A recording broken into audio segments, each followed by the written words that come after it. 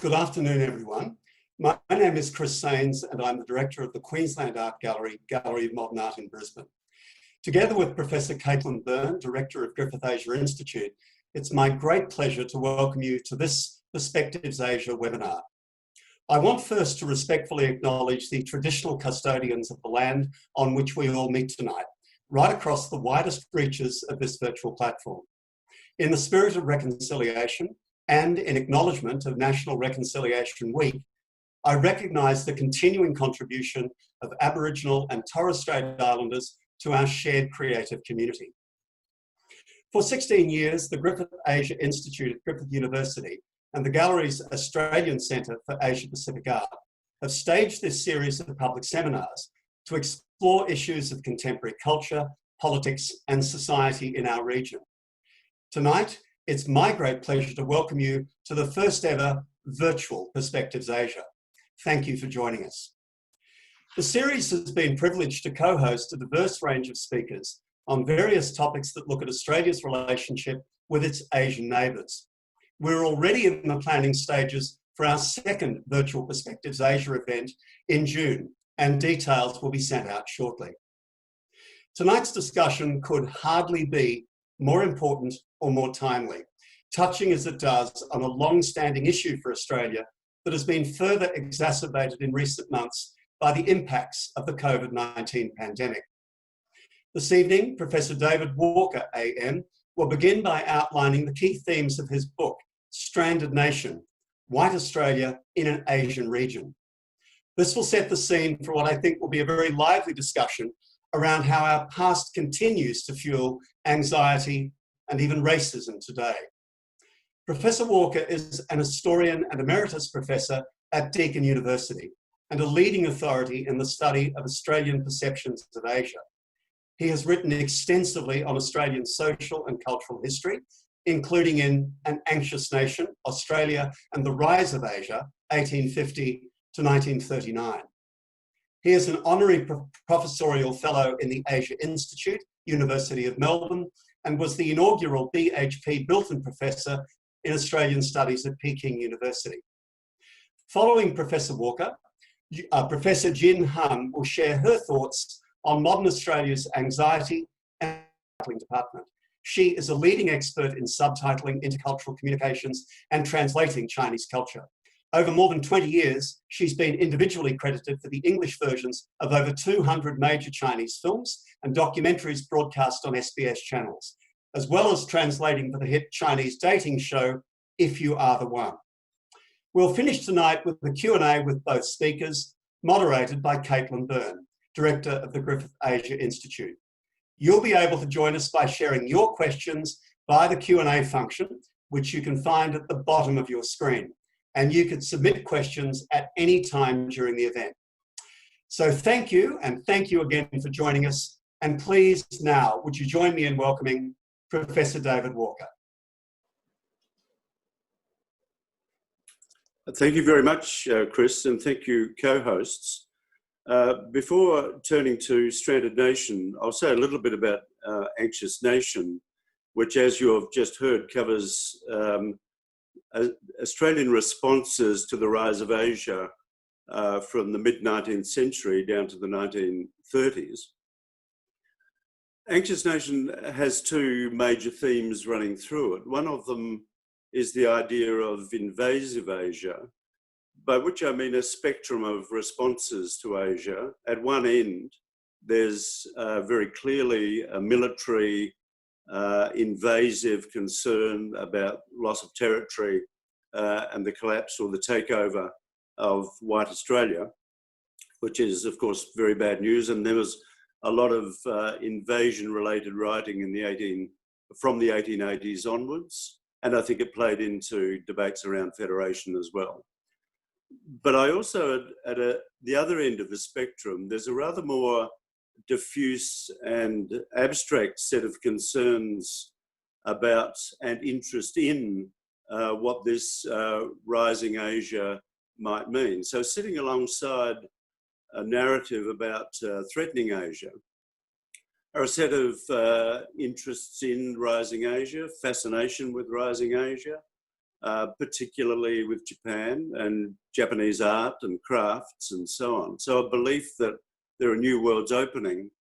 And there's, while this is in a sense a minor key in the period, it's nonetheless a pretty important one, a pretty significant note running through the period from the late 19th century into the 1930s of fascination, curiosity and interest in rising Asia.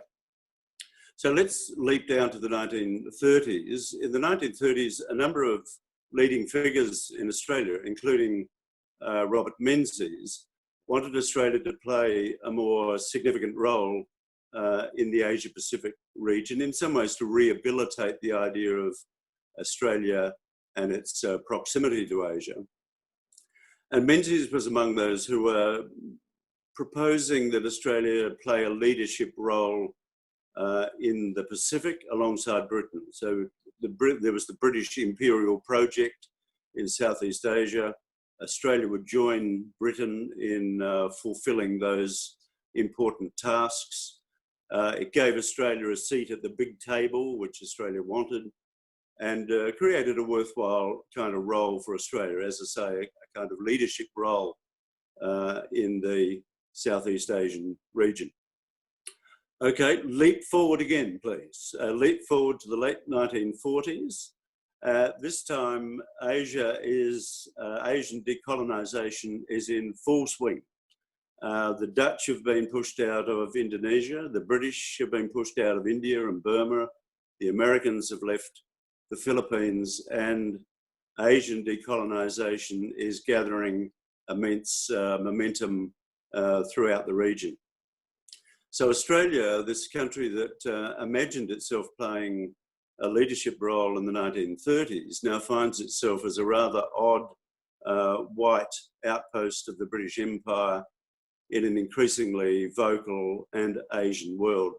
So the strategy, in a sense, has to change. Australia, from the late 1940s and early 1950s, begins to see the need to present itself to Asia as a hospitable nation, as a friendly nation. Australia is part of Asia.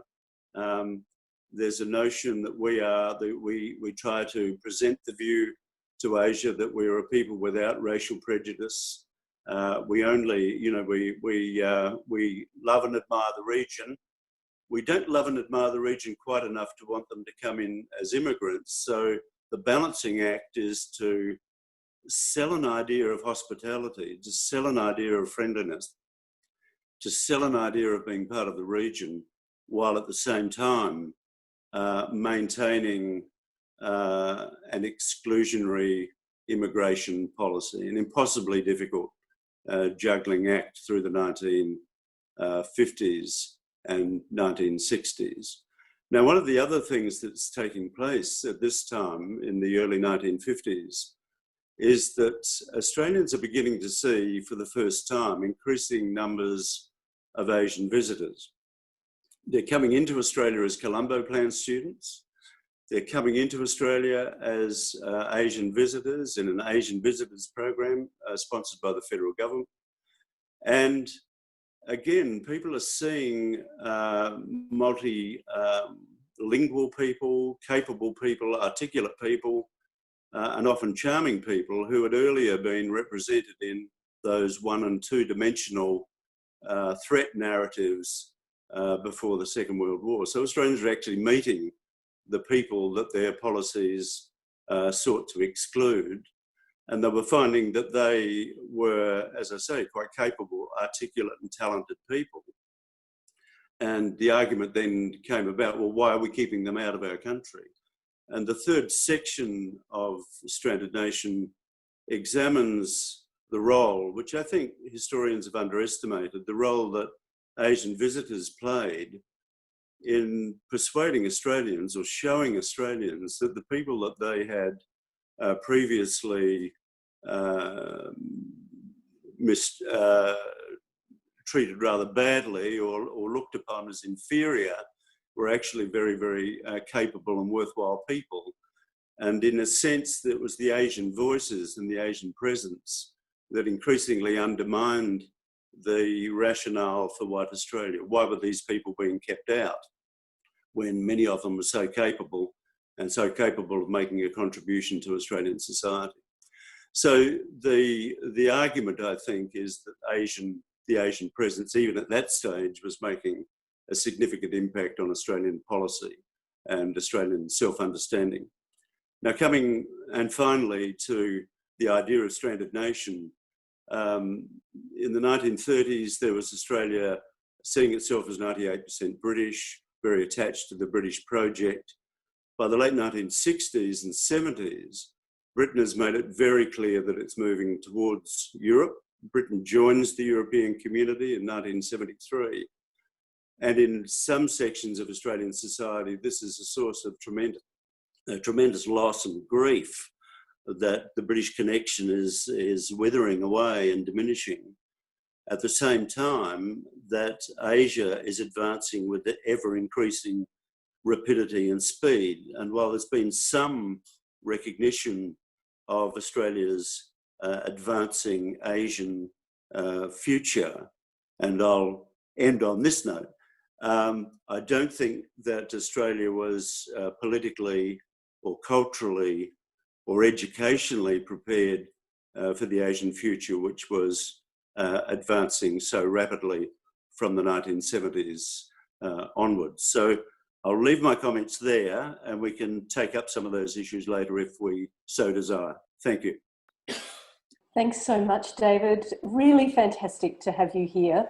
Hi, everyone. My name's Caitlin Byrne. I'm the director of the Griffith Asia Institute, and it's fabulous to be here and to have you join us for our very first virtual Perspectives Asia. It's incredible that after 16 years, you know, it's taken 16 years to get to this point. And I have to say, I think I'm more nervous in a virtual environment than in the beautiful theatre at Goma, which I'm missing right now. But it's really been a delight for me to have David share some of his insights, and particularly on the book, which I know, David, has been a project that you've wanted to get to for a number of years, and it's really fantastic that you've been able to get to it. It's a brilliant tale, really, about the way that Australia has sought to engage its region over decades past, and so many themes that are relevant today. And we're going to come back to those. But for now, it's my job to introduce Professor Jing Han, who's the director of the Australia-China Institute for Arts and Culture at the University of Western Sydney. And as Chris mentioned earlier, we've invited Jing to come and give her response to David's presentation on Stranded Nation, really through the lens of Australia's modern anxiety, I suppose, about its region and its place in it. So Jing, over to you. Well, thank you, Caitlin, for the introduction, and thanks to the Griffith Asia Institute and Australian Centre of Asia Pacific Art for the invitation. It's a great honour to speak on the Perspective of Asia seminar, and it's certainly a great privilege to speak on the same Zoom with Professor David Walker, a great historian. His new book, Stranded Nation, is such a rich history book and is written in a very lucid and enlightening way. And I have found many answers in the book of my understanding of Australian past and present. So following on what Professor Walker has just said, this notion of anxiety came from being stranded in a region which have been so alien culturally and racially, but also so close, geographically. The fear of Asia and Asian invasion has run throughout the Australian history. And much of that fear was often fed by lack of knowledge and a lack of understanding, and often imaginary evilness. The historical anxiety and prejudice against the Asians and the Chinese in particular is certainly living on, and that has been much reflected in the current rise of racism brought on by the coronavirus outbreak. The fear of this evasive and pervasive COVID-19 fuels the old and ongoing anti-Asians, anti-Chinese sentiment. But I do see the difference between the past and the present is that now we can all call out on those racist behaviors. And many people are outraged by those behaviors, which are damaging, hurtful and harmful to the nation. In the meantime, just as Professor Walker presents in his book, those counter narratives to the exclusionary white Australian story, there exists a constant interplay of a threat and opportunity, as well as fascination and curiosity. Cultural differences have become an attraction and have helped build more understanding. Those cultural differences are a major contributory factor to what I call incidental success of this Chinese dating show, If You're the One, in Australia. The show started on SBS in 2013 and has been showing since. It has set the record of the longest running non-English TV program in Australian broadcasting history. The success was a big surprise to SBS when we first purchased the first 13 episodes just for a little taste. We had not expected that it would have struck a chord with the Australian viewers, because the show is very different from what has been shown on Australian TV. So many people are wondering who is watching. And originally we targeted a young audience in their 20s to 40s, but it turned out that anyone, regardless of age range, gender, professions, or cultural backgrounds, could be watching the show, as you can see here. And these are just very few random pictures. And the last one was in high school classroom. So as we have seen, in history, differences could be alienating and generated fears, but can also draw people in, as this show has done. And one of the opposite attractions of this show to Australian viewers is what they call brutal honesty. And as you can see here, Chinese can be very direct when expressing themselves. So interestingly, this brutal honesty is very much appreciated by Australian viewers, and they quite appreciate this honesty with no filter. It's also interesting to note that the popularity of this show is also a big surprise to people in China, and including Chinese officials, who would prefer, an officially approved show, promoting China in the best light, but knowing that the attraction of this show is the uncensored presentation of ordinary Chinese people and their stories. So you can see that it is the show basically brought ordinary Chinese and their stories into Australian viewers' lounge rooms. And it has also brought Chinese culture, Chinese views on love, relationship, marriage, family, as well as Chinese humor and social changes to Australian audiences. So my argument is it is this human touch and the connection on the level of humanity that have narrowed the gaps of racial and cultural differences and contributed to more understanding, which is what we need in this country. Thank you, Caitlin. Thanks so much, Jing. Really fantastic to get your insights and that modern insight as well. And we are definitely going to come back to talk to you about If You Are the One. For the next 20 minutes or so, we're going to have a bit of a discussion with our panelists. And I would invite those of you in the audience that have a question just to look down at the bottom of your screen. You have a Q&A function and you can type your question in there, and we'll come to that, and hopefully we'll have time to get through the questions, all of our audience questions, before the end of our seminar. But David, I'll come to you first. Now, when we started talking about you presenting at Perspectives Asia, we certainly weren't planning on a COVID-19 lockdown. But it's really interesting because it seems that in this environment, the title of your book, Stranded Nation, has taken on a new meaning, and I think that's something for us really to reflect on. But in fact, you are looking at Australia's past, and the book begins with a sentence that one of Australia's greatest challenges has been to understand its place in the Asia-Pacific region. A challenge, it seems, we're yet to crack. So we've talked tonight about some of the lessons we might learn from history. What do you think are the most important lessons we need to pick up on from your book? Thank you, Caitlin, and thank you, Jing. It seems to me that I would start by saying that I regard the historical understanding of this relationship as being vital cultural knowledge. You know, it's cultural literacy for us to know the ways in which we've thought about Asia in the past.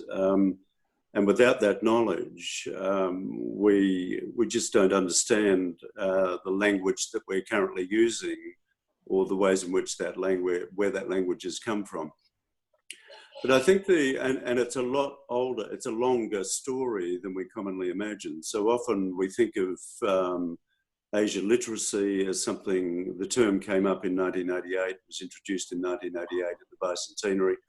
We think of that discovery of Asia as being a relatively recent late 20th century phenomenon. But in fact, Australia has been reflecting on and showing various kinds of concern and fascination with Asia from the late 19th century.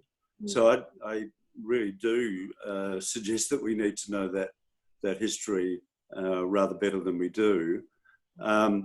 One of the more particular reasons for that is that it does teach us how some of the repeat motifs in our response to Asia. You know, what are the things we constantly say but don't necessarily reflect upon? But in the 1950s and 60s, one of the things that was constantly said about Australians was, and partly in order to sell Australia to the region, was that we were people without racial prejudice. You know, racial prejudice was really unknown to us. You know, we were a hospitable people, a friendly people. And that, it seems to me that if you bash an idea like that into people's heads over a couple of decades or longer, then they may form a slightly uninformed understanding of their history and the attitudes that they've formed to people who are racially different from themselves. So I think there are all sorts of ways. That's just one example, of course, in a book rich with examples, Kate. Indeed, it is. And colourful characters, David. Absolutely. So that's sort of one example of where I think we just need to know our history better than we do. And that brings me to my next question about one of those colourful characters. And there are so many, and I think what's brilliant is the way that you draw out a number of characters, real and imagined, that loom large in that engagement story. One of them is the story of Dr. Fu Manchu, or the image of Dr. Fu Manchu, and how that seems to define Asia in many ways for Australia for some period. I wonder if you can talk a little bit more to that. I believe I can. Fu Manchu was actually introduced to literature, not an Australian invention, a British author, brought Fu Manchu into fiction in 1913 after there'd been a number of Asian masterminds doing devilish things. And he continued right down into the 1960s and 70s. There were still stories, Fu Manchu stories and films as late as the 1960s and 70s. Some of the features of Dr. Fu Manchu are particularly interesting, I think, and pertinent to this discussion. One of them is that he was a person of towering intellect. He had a very, very big brain, which, as I've actually said this to Jing, a big brain is a wonderful thing unless it appears in Chinese people, and in which it becomes a very threatening thing. So Fu Manchu's got a giant brain. He's also Dr. Fu Manchu, so he's medically trained, but his medical skills are not turned to healing purposes.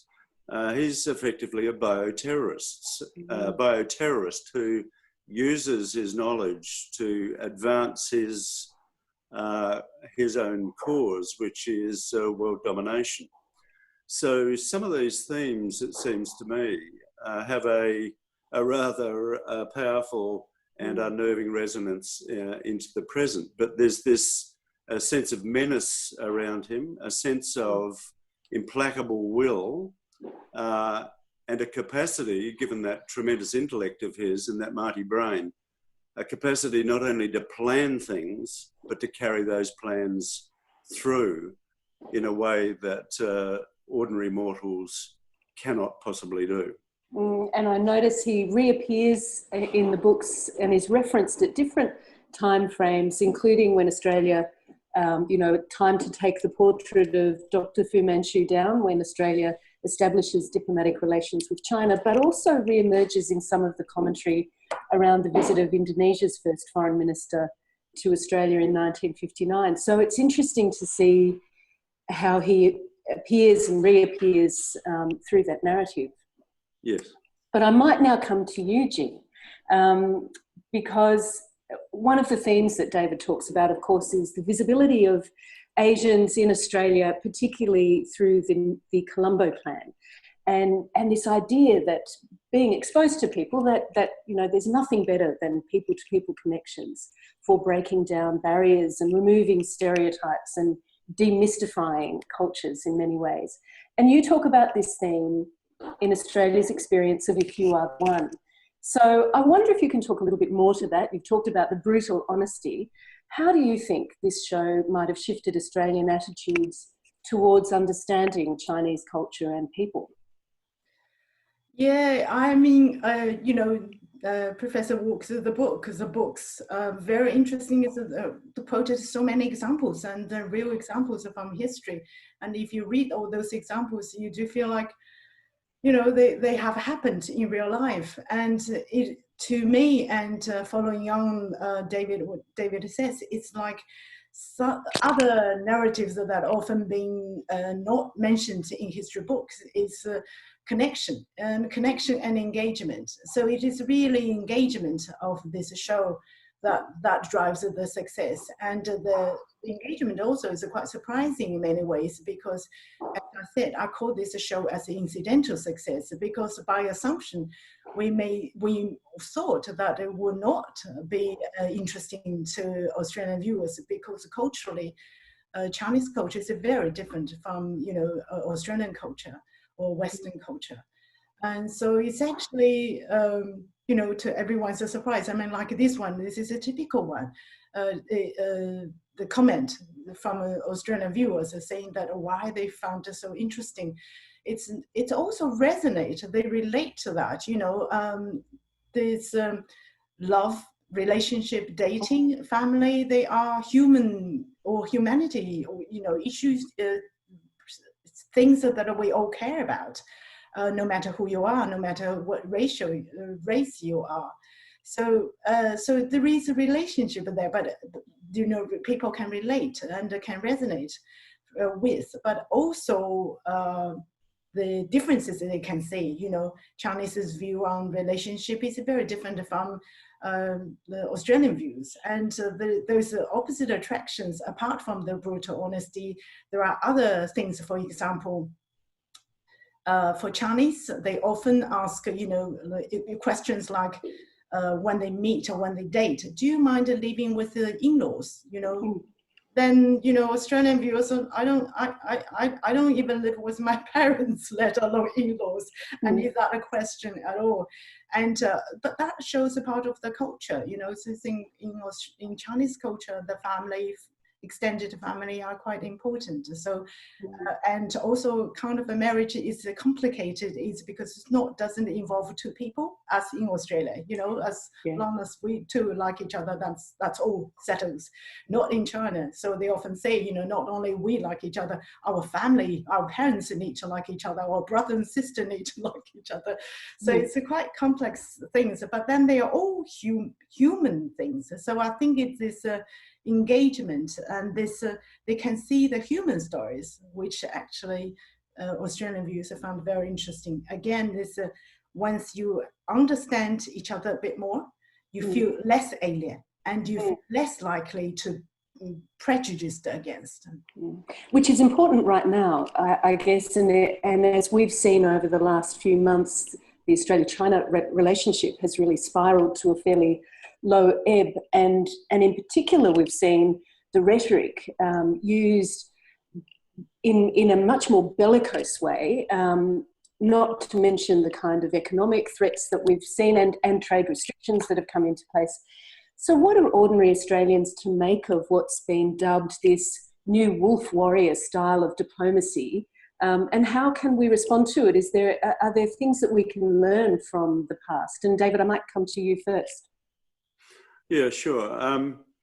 It's a very complex situation at the moment, and I'm far from being able to offer an answer to that question, Caitlin. But if I can just backtrack quickly to the Fu Manchu thing, and without wanting to show an unhealthy interest in him, we have to recognise, I think, that that figure was a projection out of our culture, out of Western imagination onto the Chinese.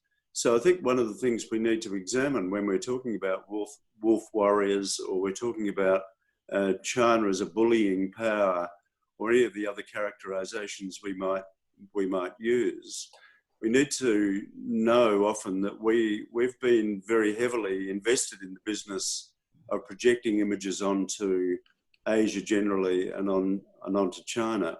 So I think one of the things we can do is be measured and circumspect in the use of language when we're describing the conduct of others. Now, in saying that, I mean, I think there's a lot to worry about in the ways in which China under Xi Jinping is conducting itself. And what we see in Hong Kong is pretty disturbing, I think.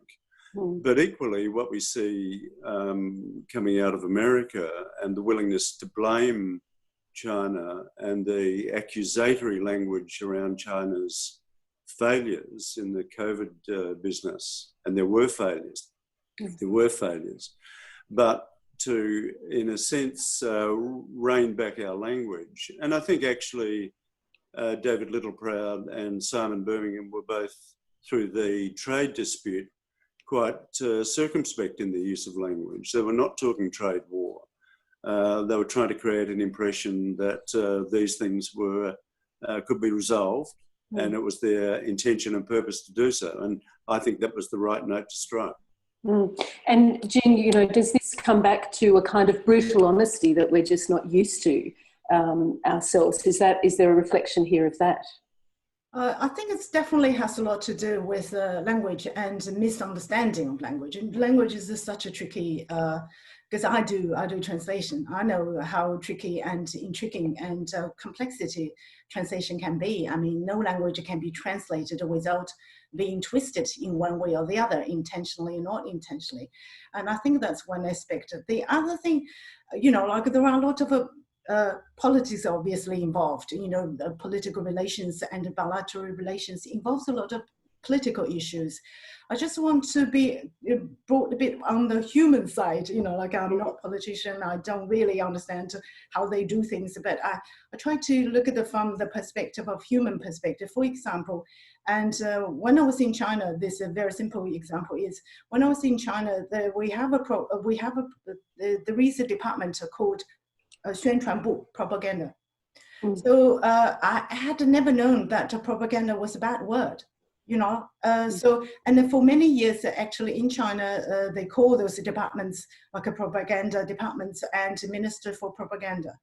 And like recently, you know, changed. And when I came to Australia, although that was 30 years ago, so I realized, the reason meaning, you know, behind the propaganda. And then because democracy, propaganda should not be allowed in many sense. But if you look at the recently, you know, like it is really hard to get a very independent opinion, you know, independent journalism. And you see the China, you know, wolf warrior style, probably there is many truths to that.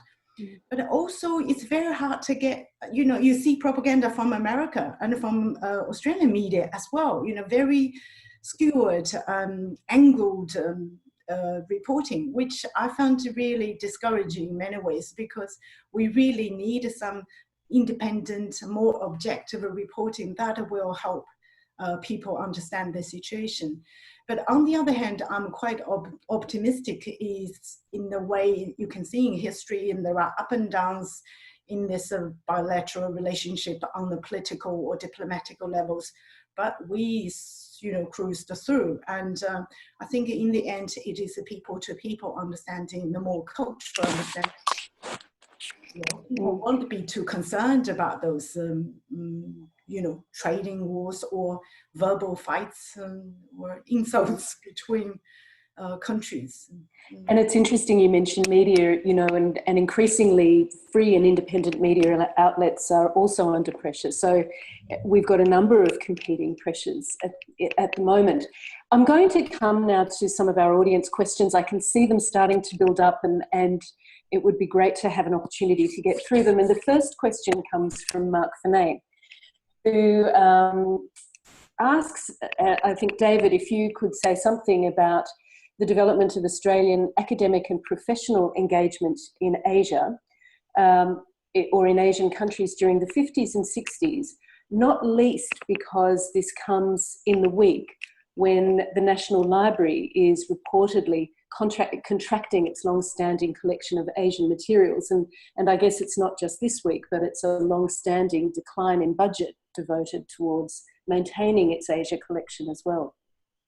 Yes, thank you. Thank you, Caitlin, and hello, Mark. Yes, I think the funding reduction to Asian collections in the National Library is a really disturbing example of a kind of cultural short-sightedness here, that at the same time that, as I understand it, and I'm not sure of the figures, but I think $500,000 has been put to a refurbishment of the Australian War Memorial. So we need, again, to have a bit of a look at what we're saying here, that there's a set of symbols around the War Memorial, which are of course, important to the nation, important to questions of identity and belonging and so on. But the Asian collections, and going back to Mark's question, those Asian collections were being built up from the late 1940s. The National Librarian of that time, Harold White, was really quite keen on building significant Asian collections, and that was pretty well ahead of time in some regards. And Australian universities were also building up expertise in Asian studies. And that was also, that expertise, that Asian studies expertise, has also come under tremendous pressure, funding pressure and other kinds of pressures, so that in some ways the expertise we had on Asia in the 70s and 80s was probably greater in many respects than it is now. And I think we also have to worry about how our universities are going to come out of the COVID crisis, because they're not being well supported. I mean, I have the tremendous hope that we can get as much attention paid to universities and the contribution they make to our well-being and our capacity to recover from an event like this as we pay to tattoo parlours. Now, I think it's pretty unlikely that we'll get there. I have no confidence whatsoever that we'll reach that point. But our capacity to understand the region, the resources that we need to do that, and the National Library has been central in that way, is critically important to us, really. And really almost a soft power asset in many ways, and absolutely. one that we're potentially diminishing. And I'd add to your comment about universities, the recognition of international students and the value they bring to that picture. Jing, I wonder if I can turn to you, and the next question asks, how can arts or popular culture play an effective role in creating more positive relations between Australians and Chinese that might be effective in countering the lack of trust that's currently prevailing between governments? Yeah, it's really interesting talking about cross-cultural relations or cross-cultural communication, and on a few levels. Obviously, academic level is very important, vital. You know, so much and so many researches has been done and educated so many people. And if you see these days leading expertise in Australian-China relationship studies, they're all very well educated from universities. You know, all the leading authorities we know of. So vital. In the meantime, it's very interesting also from Australian point of view and from China point of view, pushing through, you know, like in China, there is a call for pushing Chinese culture to the world. And often they come from the top-down level. You know, they introduced the classic Chinese literature or Chinese classics, which is just impossible even for, you know, many Chinese to read to start with. So, and then you push to Australians, so they don't really, there is no interest. So popular culture or pop culture, there is advantage in a way, engagement. There is quick engagement. You know, when you do not know something, is you need to be interested first. Once you are interested, then you want to know more. So engage the interest is actually very important first step. And if you look at how American literature influenced Australian literature, a lot through pop culture, you know, through films, Hollywood films and TV programs, you know, so, and fast food. You know, like those pop fiction or culture is actually quite important. And if you're the one, it's a typical example. And it's very entertaining. And people, you know, hooked onto it because it's highly entertaining to start with. And then they, by watching, and then they realize, oh, you know, each one has a ordinary life story and experiences to share. And then by doing that, they reflect contemporary China. So it's actually, and also this is a grassroots engagement. It's quite powerful. And then people get interested, they want to know more about China, they want to talk about China, they want to go to China to travel. So this, and then becomes a mutual engagement, I suppose, yeah. And quite interesting one is about pop culture. You know, like in China, many people know about Australia. They ask you about kangaroos, about opera house, and you want to say, oh, we have more things than those two. And when people come to Australia, and many students experience this, Australians want to engage with them, and the question they ask is actually about if you're the one. Yeah. And it's fascinating. I mean, it has 50 million viewers around the world, and it probably is one of the only shows I know in our family with 4 young adult children with very different interests. It is probably one of the only shows that actually draws everyone to the couch at the same time. So it has this really magnetic appeal across, as you say, across generations and people, which is really fascinating to watch. Now, and one of the points you made about having, you know, a soft power projection that's initiated well away from government can have more success or more traction. But we do have a question about what the downside of that can be, because it can be unpredictable and it's not always clear how people will respond to those messages. And someone has asked about whether, you know, they're commenting on the attitude specifically of the girls, that they're picky, they're sometimes seen as picky, materialistic and snobby, and not necessarily the kind of people you can sympathise with. Have you seen any of the negative impact or picked up on some of the negative impacts coming through? This is really interesting. We have a lot of sort of a negative or concerned views more from Chinese viewers, because they are quite concerned. They feel like, oh, they are not representing the best part of China. And so, but if you really watch it, you realize that they're not representing anyone. They are not representing China. They are representing themselves. And it's very interesting to realize, because of the more you watch, and then, because all the girls or boys, so they're coming from all walks of life. And it's good to see that some people are very materialistic. You know, they care about, oh, do you have money so I can marry you? Well, that type of people in everywhere, you know, like in every society they have that people, but that's fine, you know, it's people's choice. It's actually good to see that people have choice. They have individual choice. That didn't happen before, you know, in China. And also it didn't happen before in China that ordinary people can go on stage, can tell their very ordinary stories. So I'm not concerned that about you know, isn't Madonna a mature girl? But to stop her being an icon in many ways, I think the world needs a variety of people. So rather than uniform, I mean, no one has to be model or, you know. So the more people you see, the more you feel like, oh, they are real people. Yes. And a question that comes to both of you, actually moving beyond the idea of cultural familiarity as a way of reducing racism, because it doesn't necessarily explain the recent rise of racist incidents in relation to COVID-19.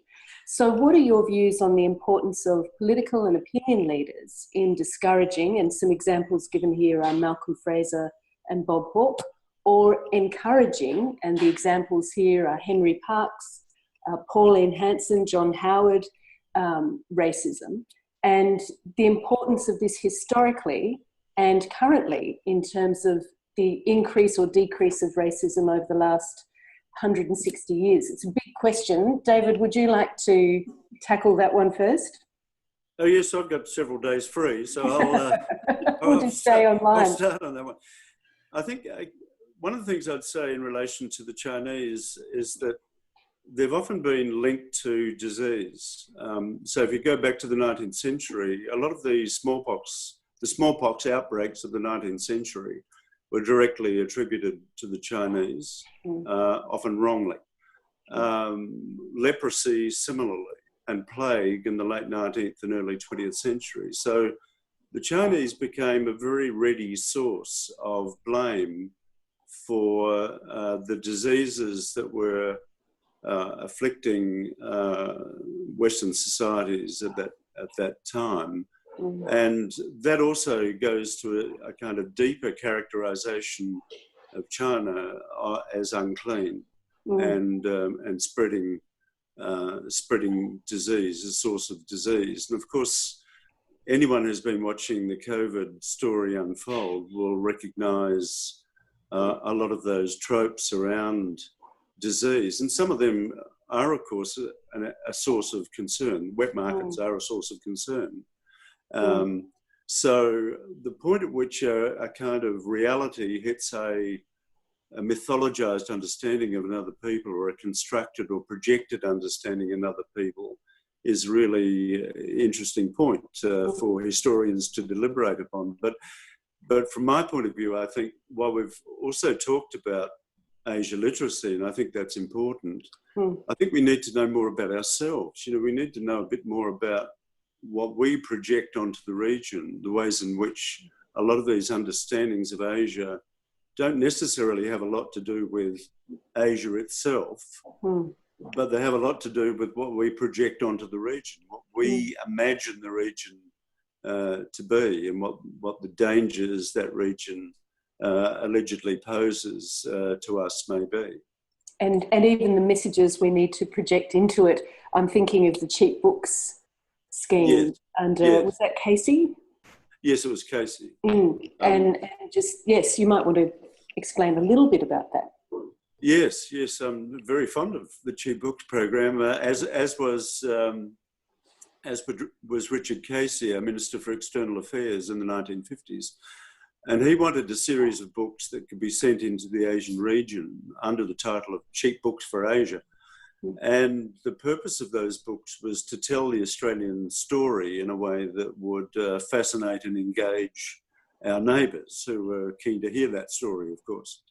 And a little committee was got together to vet various books, and they tried ever so hard. None of them had read any of these books, by the way. Casey hadn't read any Australian literature much, and nor had his senior public servants. So they all had to rush off and read the prescribed texts. At each reading, they would discover something in it that was a little bit dodgy or doubtful or unacceptable. You know, there'd be racist comments, or there'd be, wrong-headed statements of one kind or another. So they were constantly withdrawing books from the list. And the the upshot was that after 10 years, no book was found that was considered suitable to project into the region or send into the region as an adequate statement of of Australian virtue, if you like.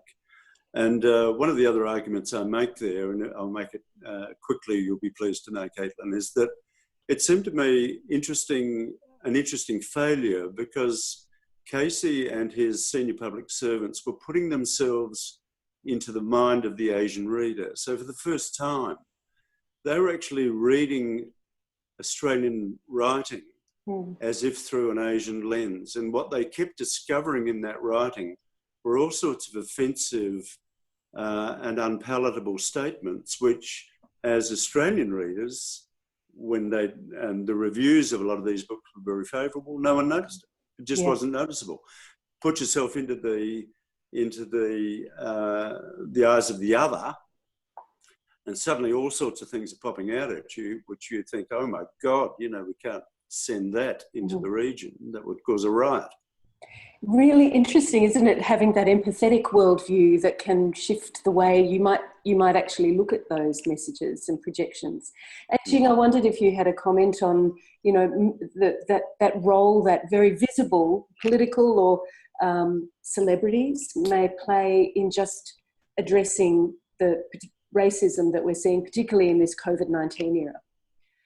I so enjoy reading David's books, and it's because I can see both sides. So, when I'm reading those books and I can see how Chinese were reflected there, and, it's often in an imaginary way. And like in early, 1880s, when they describe Chinese, what they look like, David quote George Johnson's memory of a childhood, the sinister figures of a Chinese. I couldn't help amused to say, oh, who are you talking about? If I feel like I'm reading Chinese ghost story, we have this imagined evil figures as floating around. And so I think there is a lot coming from imagined, because when you do not know, and when you do not know someone who is so close, but who is so different from you, racially, culturally, and all sorts, historically, it's just so different. But then it's so close. And then when you do not know, and you do have the fear. So I think that has definitely a lot to do with racism in that sense. If you look at the current racism, there are people who, the other day they reported an Indonesian guy was cuffed, like people said racist remarks, telling him to go back to China, and he didn't even come from China. So the person who threw that abuse, insulting, it's like I couldn't even tell who is who, so you can see the blindness there. So I do see the irrationality, and many people would say that. And so it's really about knowing more and getting to know. So it will be one of the keys to resolve, as well as bigotry and people just coming up with that idea without changing, like a Trump, like a Pauline Hanson One Nation. And when actually just a question that is an extension of that is, and Jing, I might start with you as well, but I wonder if you can talk a little bit about the role that particular understandings of communism have played in Australian anxiety, particularly in relation to China. I know this is something that sort of sits within your lived experience. This is quite interesting. I was just about to talk, in relation to that. So to Chinese, especially the prejudice or misunderstanding or lack of understanding, culturally is one, and racially is one, and the other one is ideology. So political system-wise, I'm not here to defending any system, but I just feel like a quite interesting. I grew up and. Born and grew up in China, and I came to Australia in my mid-20s. So I came when I arrived in 1980s, and I came as a well-educated person, you know, with intelligent mind and all sorts. And so clearly I didn't come from hell, you know. So many people, and then I read especially Stranded Nation, and there is a quite big chunk about 1950s about communism. And it's quite interesting. There was a lot of saying about Australians so feared that communist China will take over Australia. And I try to recall, you know, our history book. I don't think there was any mention of where Australia was. We had no idea where is Australia, you know. So there is a kind of two separate stories. So I think, and also there is a very big historical case on the dissolution of a communist party in Australian legislation. That was also a very big surprise to me, because you go to election polling box, and then you see so many different political parties allowed and all sorts about. They try to dissolve Communist Party, although that was overturned, but overturning was also a good testimony of democracy, in Australia. But it does show that there is also ideology difference, and there is, hatred or anger still there. But I don't know how much is based on actual knowledge. Of course, you know, every system has their, flaws and all sorts. While I'm not totally agree with what, Chinese government is doing, but not everyone agrees what Trump's doing either. So it's, it's not black or white, I just want to say. David, did you have any comment to make on that question too? Yes, I mean, I think it's a very interesting question, and I think it goes again to that idea of communism as being a system that is capable of delivering what it intends. You know, that you get I mean, when it was 1918, Lenin said that the way to Paris is through Beijing, through Peking. So there's that idea of a linear progression, a plan. That plan will be delivered upon. Nothing will interrupt it. Nothing will stop it. Nothing will get in the way of it. So I think there's this sense that we have in communist societies, you have a capacity to plan and deliver on that plan. Whereas we in the democracies are muddled and short term, we don't know where we're going. We can't come up with policy on anything. We can't agree on anything. So I think there's that apprehension that a communist regime will deliver, and from a Western point of view, for the most part, deliver bad things and deliver it with tremendous efficiency and an efficiency beyond our capacity.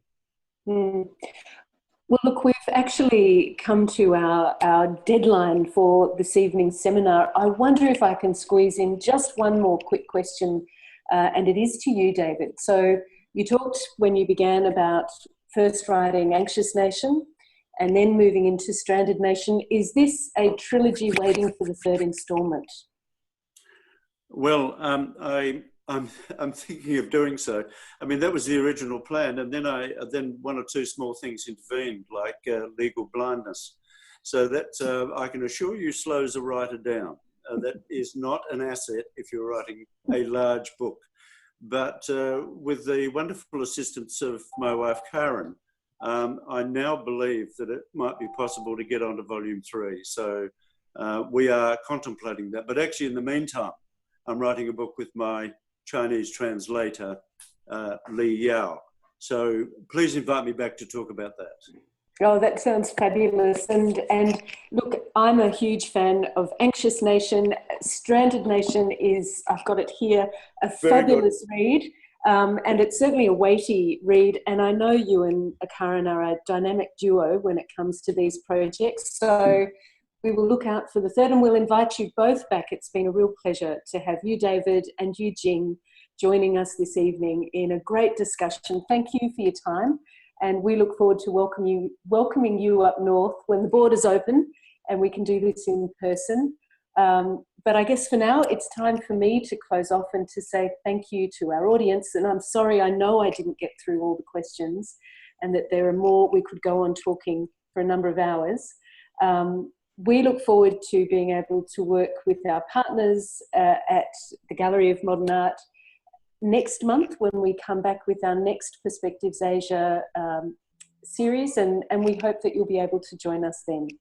Thanks very much, everyone, and I believe it's time to finish. Thank you.